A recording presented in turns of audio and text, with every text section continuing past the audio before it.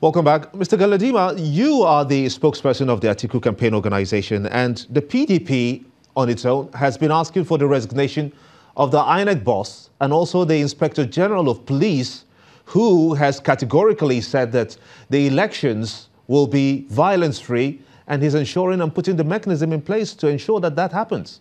Why are you asking for their resignation? Do you believe them? Does any Nigerian believe the Inspector General of Police or any member of this government? They speak from both sides of their cheeks.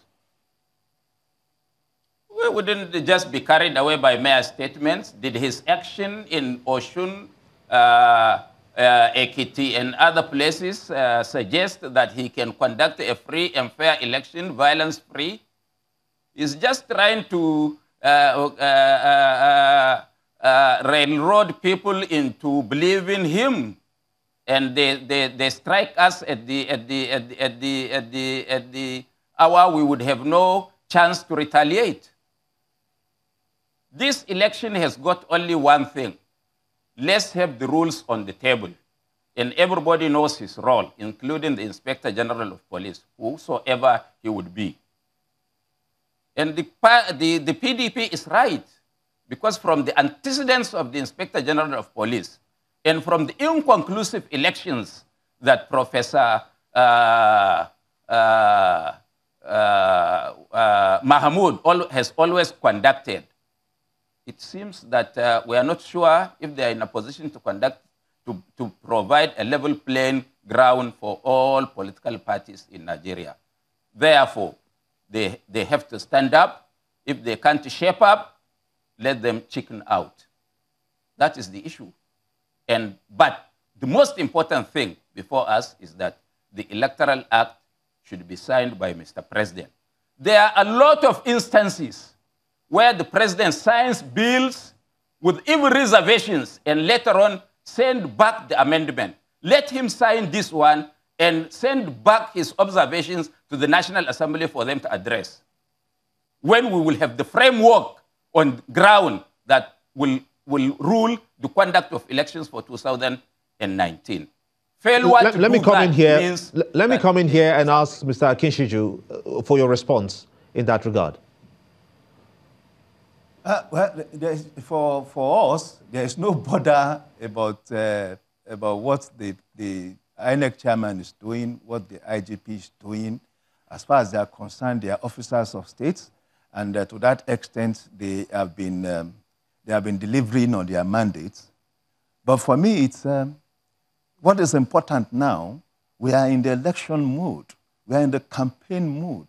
It's about talking about what we have achieved. So while some people can't see what we have achieved, we are seeing them, and we are talking and propagating them. We are talking about the Ijeba-Mokwa Road that was abandoned for more than 16 years, and as if nobody saw it. And it had been completed within 2 years. That is governance. We are talking about reducing travel time. I'm a Lagosian. I used to travel between Lagos and Abuja under 11 hours between 1999 and 2003.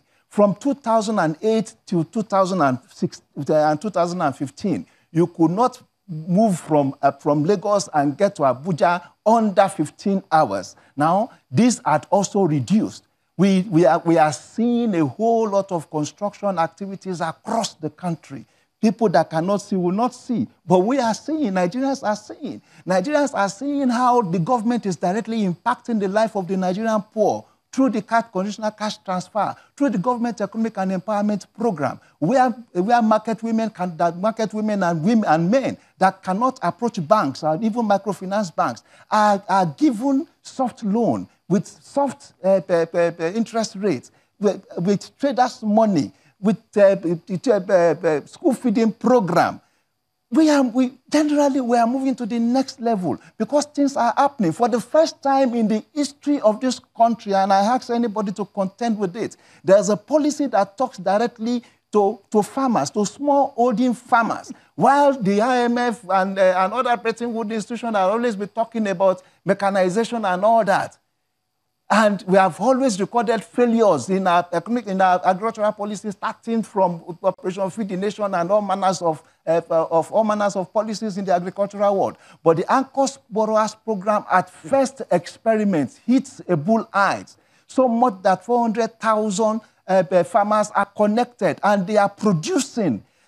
For the first time, we can boast that Nigerians are producing what they eat. And this is further validated by the CBN announcement over the weekend that our monthly import bill had reduced from $665 million every month to $160 million. That is a huge step. Now, what that tells us is that our economy is actually being diversified, that we are no longer dependent on import, that the import of goods and food that the PDP made the hallmark of their governance. We are no longer doing that. We are moving away. There's a new template, moving away to more productivity, that the Nigerian productive capacity is encouraged. And I can remind Alhaji Galadima here that Nigerians in Araria market are enjoying what we call the Energizing Economy Initiative.